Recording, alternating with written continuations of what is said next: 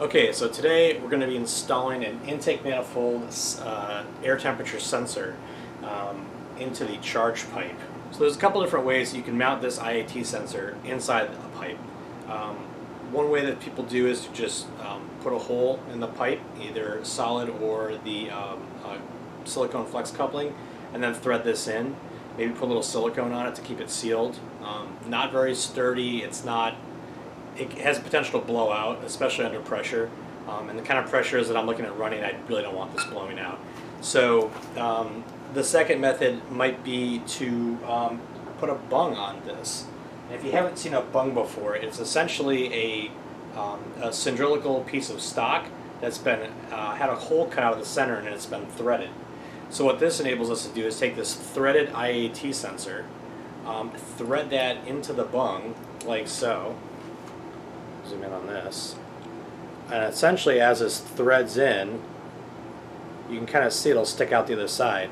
Now this doesn't have any other mounting points. This is a welded bung, so this bung is designed to be welded right onto this this piece of pipe. So essentially this will go onto the top here and get welded in place. Now as you can see, this kind of rocks. It's a flat bottom and this is a rounded pipe. So one of the things you can do is to buy a bung that already has this kind of profile cut into it, and what that would allow this to do is to sit flat on there. Now I don't have any of those. I've already bought these bungs a while back. In fact, I had this sitting around in my box of junk from my previous car.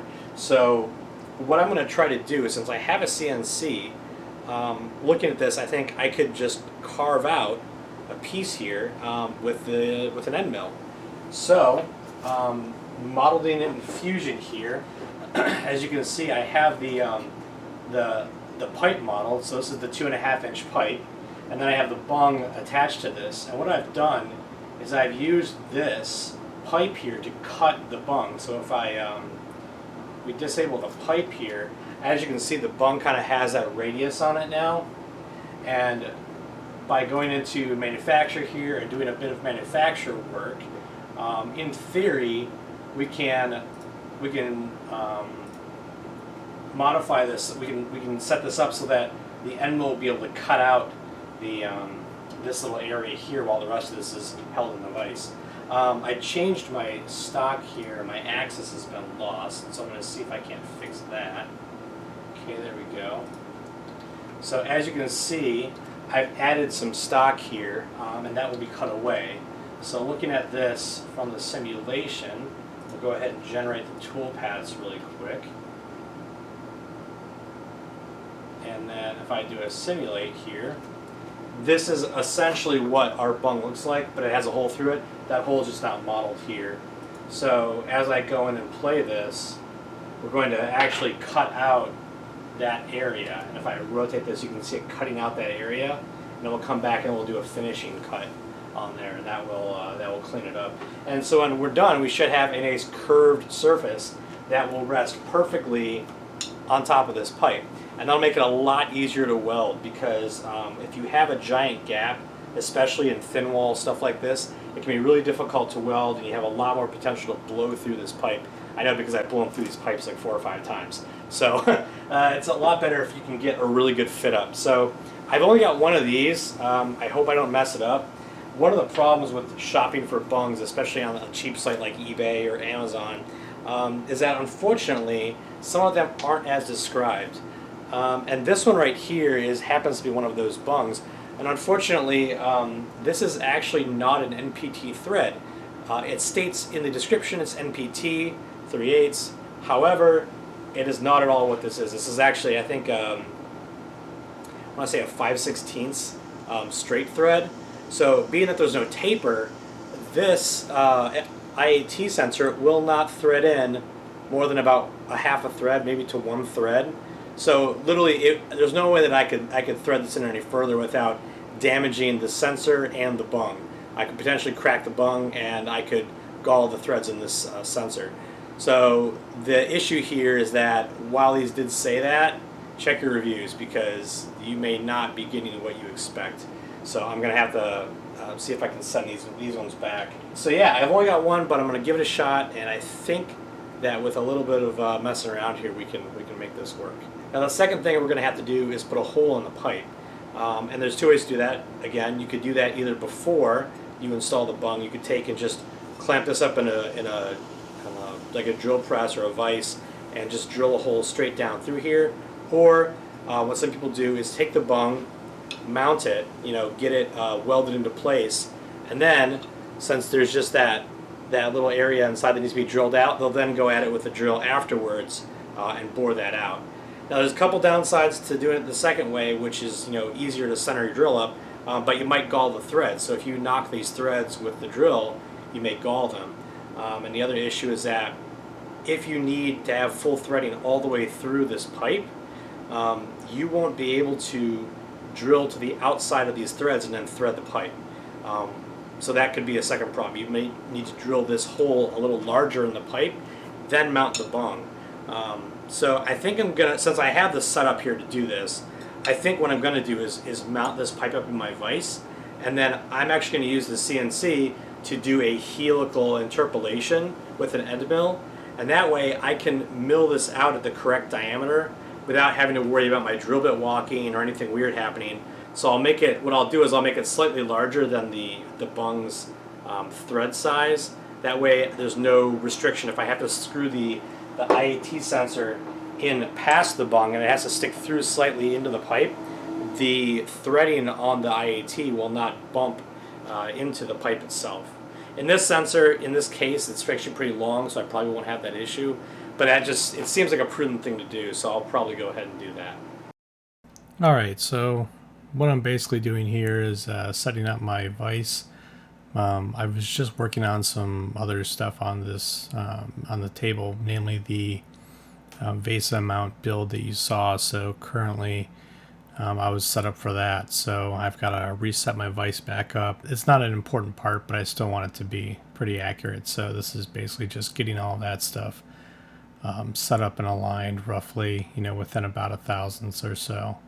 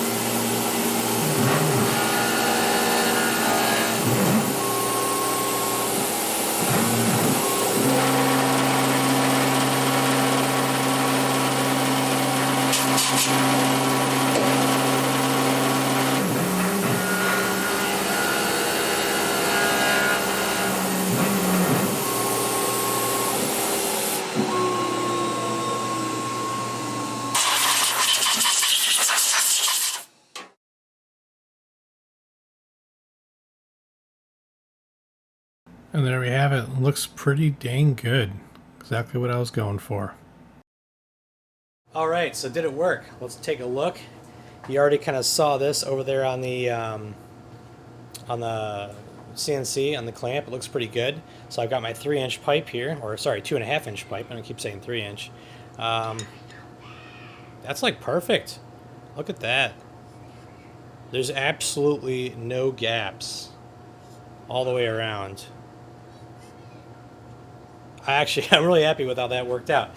So now my next step would be to put this into the CNC, cut a hole in the top of this in the right spot. I mean, this is a test piece. This is just a scrap piece that I had laying around on the workbench just to test this with.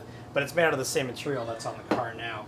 So I'll basically just need to take that piece, chuck it up in the CNC, mill out a hole, and then this guy will mount right on top of that, and then I can run a bead around the outside of this, and that will seal the bung to the plumbing there, and it'll be ready to install one of these IAT sensors. Perfect.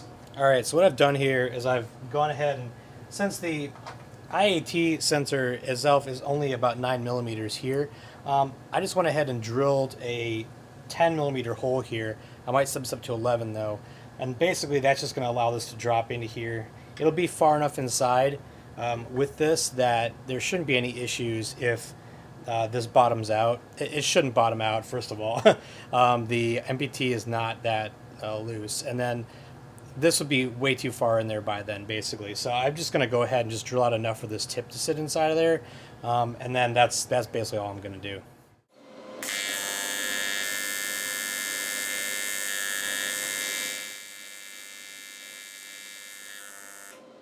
So as you can see, I'm not having the best time getting this welded onto here. The welding rod's balling up and falling off rather than actually sticking to the material.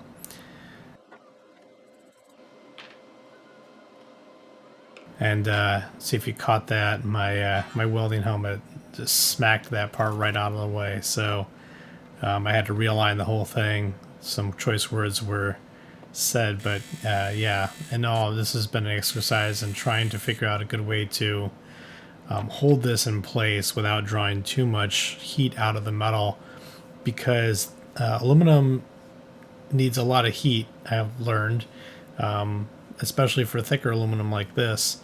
And on top of that, the 123 block was not doing me a lot of favors since it was acting as a large heatsink as well.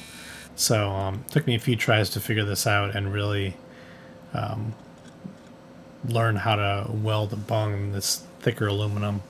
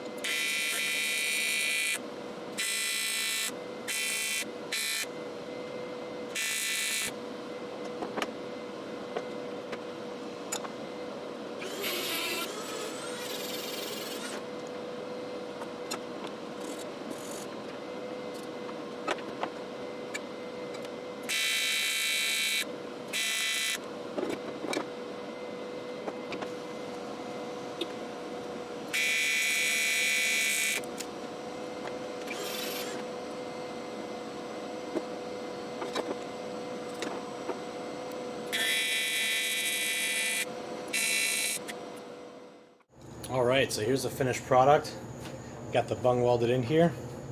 Kind of bring it up close so you can see it. But basically, it's not the prettiest thing in the entire world. But this is my first time welding a bung. It took a lot more heat than I expected. So while I was welding this, to start with, I was trying to tack it up. I had some issues. And that was because I did not realize just how much heat this thing required. I'm normally running about 60 amps, pedal to the floor, full throttle. For this, I bumped it up to 70, and I was still full throttle most of the time. So if I was to do another one of these, I would probably start out around 80 amps, just to give myself a little headroom. Because at 70, it was taking a while to advance the puddle. And once I got the hang of it, I understood things a little bit better. But I was having problems when I initially started. The puddle would jump to either one side or the other of the bung, so it would stay either on the bung or on the pipe, and I couldn't get them to bridge. And it's just because I wasn't pointing into the right into the corner, and I didn't have enough amperage. Once I put the amperage up, I was able to get a solid, consistent puddle between the two of them, and I was able to dab really easily. And that's kind of where I got these much better looking welds on here. As you can see, those are looking a little nicer. a little more consistency there, and that's kind of what I was going for. So the hole is still nice and true. The IAT sensor, as you can see, slides right in as it threads in, kind of pokes through. This is a taper, so I can only thread in a little bit. This will probably run in a few more threads, and that'll protrude that down into there a little bit further. Should be just enough to have that easily sense the air temperature within this pipe. So I'll get this put back up on the car, and I think we're all done with that. Just need some wiring and the actual clamps installed. Thanks for watching this, guys. Cool little short build, and hopefully there'll be plenty of more of these on the way.